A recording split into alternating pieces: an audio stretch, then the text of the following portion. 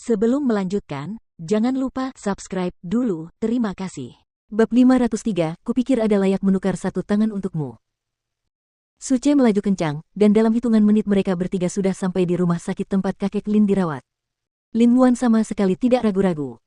Ia memegang tangan Lu Qianqian dan membawanya langsung ke bangsal kakek Lin.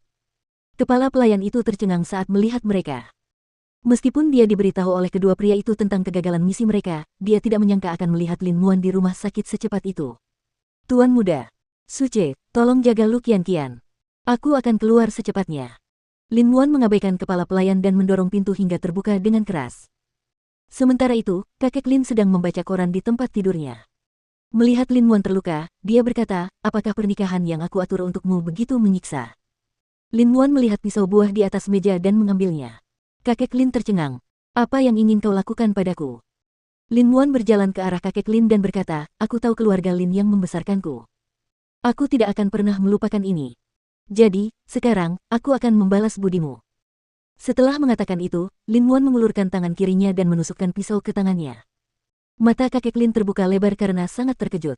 Darah mengalir deras dari tangan Lin Muan. Darah itu ada di mana-mana. Namun, dia tampaknya tidak ingin berhenti. Apakah ini tidak cukup? Atau kau menginginkan tanganku? Atau seluruh anggota tubuhku? Bagaimana kau akan membiarkanku pergi? Lebih baik aku katakan sekarang atau aku akan mati di hadapanmu. Kakek Lin tidak pernah menyangka bahwa orang yang lembut seperti Lin Muan akan bersikap begitu kejam pada dirinya sendiri. Jika kau ngotot memaksaku menikahi wanita pilihanmu, aku akan mati di hadapanmu sekarang juga. Aku terlalu malas membuang-buang energiku untuk lari darimu lagi. Berikan aku jawaban. Apa yang kau inginkan? Mata Lin Muan merah dan nadanya tegas. Dan dengan tangannya yang berlumuran darah, kakek Lin didorong ke dinding. Mengapa kau harus membenciku karena telah mempersiapkan masa depanmu? Itu tidak akan membuka jalan untuk masa depanku, itu akan mengendalikan hidupku. Aku tidak ingin berbicara denganmu. Katakan saja padaku, kau menginginkan hidupku atau tidak? Kakek Lin memejamkan matanya. Dia tidak pernah menyangka Lin Muan akan menghadapinya dengan cara seperti itu. Bukankah kau menyuruh orang memukulku saat itu? Kurasa kau tidak akan marah padaku, sebaiknya aku menusuk diriku sendiri beberapa kali lagi. Lin Muan mencabut pisaunya dan bersiap menusuk dirinya sendiri lagi. Akhirnya, kakek Lin tidak tahan lagi. Cukup. Tangan Lin Muan berhenti di tengah udara. Kamu bilang, cukup. Apakah itu berarti kamu akan berhenti mengendalikanku? Bisakah aku memahaminya seperti itu? Apapun yang kau inginkan, biarlah begitu. Lelaki tua itu terlalu tertekan sehingga ia tidak bisa lagi marah padanya. Tapi kau tidak bisa meninggalkan keluarga Lin. Aku tidak akan mempermalukanmu saat aku menjadi polisi. Tunggu saja dan lihat saja. Kemudian, Lin Muan membuang pisau buah itu. Aku akan membuatmu mengubah pendapatmu tentangku.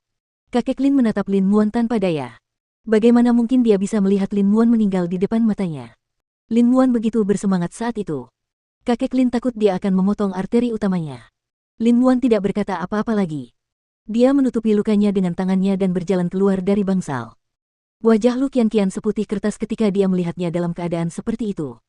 Apa yang terjadi? Lin Muan tidak menjawab. Ia malah memeluk Lu Qianqian. Semuanya sudah beres sekarang. Tuan Su, Anda bisa kembali dan melapor kepada atasan Anda sekarang. Jangan memelukku dulu. Biarkan aku melihat tanganmu. Kau harus memanggil dokter untuk mengobati lukamu terlebih dahulu. Belum lagi hanya terluka, jika dia bisa menukar satu tangan dengan kebebasannya, Lin Muan juga akan merasa itu sepadan. Akhirnya aku bebas, Lin Muan hampir meneteskan air mata saat mengatakan ini. Terkadang, ketika orang dipaksa naik ke tebing dan tidak ada tempat untuk melarikan diri, mereka rela menyerahkan segalanya demi secercah harapan untuk bertahan hidup. Melihat mereka berdua pergi, kepala pelayan itu segera mendorong pintu hingga terbuka. Ketika dia melihat darah di tempat tidur kakek Lin, dia terkejut. Tuan, ini bukan darahku. Kakek Lin menarik napas dalam-dalam. Aku selalu menganggap anak ini lemah dan pengecut. Kupikir dia meninggalkan keluarga Lin hanya karena egonya. Namun hari ini, ketika dia memegang pisau di hadapanku dan seolah-olah aku menginginkan nyawanya, tiba-tiba aku melihat kecerobohan dalam diri anak ini. Jadi, apakah kali ini kau akan membiarkan dia pergi? Apa lagi yang bisa kulakukan? Memaksanya mati. Aku tidak akan punya apa-apa lagi jika melakukannya, kata kakek Lin. Dia bilang dia bisa sukses menjadi polisi. Aku akan lihat saja nanti. Mengenai Lu Qianqian, aku tidak akan pernah menerimanya. Mereka masih muda. Mungkin mereka akan bosan satu sama lain dalam 2 tahun ke depan. Kakek Lin tersenyum pahit. Meskipun dia telah mengakui kekalahannya, dia merasa senang. Karena Lin Muan adalah orang yang berkemauan keras. Jika Lin Muan benar-benar menurutinya hari ini, dia akan merasa agak bosan. Namun, saat itu, Paman Lu yang termuda menelepon kakek Lin. Keponakanku telah mengumumkan pertunangannya dengan cucumu. Kakek Lin, apakah kau benar-benar tidak akan melakukan apapun tentang hal itu? Itu tergantung pada kemampuanmu untuk menghentikan pelantikan keponakanmu. Jika kau gagal, itu adalah takdirmu. Jangan pernah meneleponku lagi. Kita tidak berada di perahu yang sama. Mendengar perkataan kakek Lin, kepala pelayan itu merasa lega. Kakek Lin telah memutuskan untuk benar-benar melupakannya kali ini. Saya masih harus hidup dengan baik untuk melihat bagaimana cucu saya membawa kehormatan bagi keluarga saya. Di sisi lain, di unit gawat darurat, Lu Qianqian menatap luka-luka di tubuh Lin Muan dengan bingung. Apa yang terjadi padamu dan kakekmu tadi? Aku membuatnya berhenti mencampuri hidupku. Kalau tidak, aku akan mati di hadapannya. Ini hari pertama kau menjadi tunanganku, jangan katakan itu. Lu Qianqian melotot padanya. Apa kau benar-benar ingin tanganmu hancur? Menurutku, ada baiknya aku menukar satu tanganku denganmu.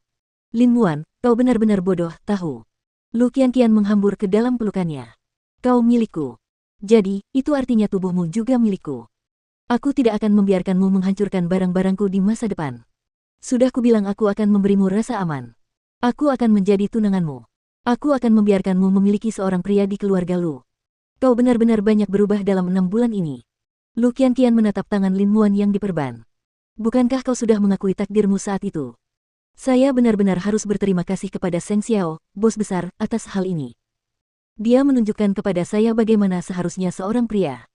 Sebagai seorang pria, saya dapat melakukan apa saja untuk Anda seperti yang dia lakukan untuk Xiaoqi. Meskipun saya mungkin tidak sebaik dia, atau saya mungkin tidak melakukan sebanyak dia, setidaknya saya harus mencoba sebelum saya tahu di mana batas saya. Lu Qianqian tersenyum dan mencium luka Lin Muan di bibirnya. Bagi Kiki, Seng Xiao adalah orang yang paling kuat. Namun bagiku, kaulah yang terbaik.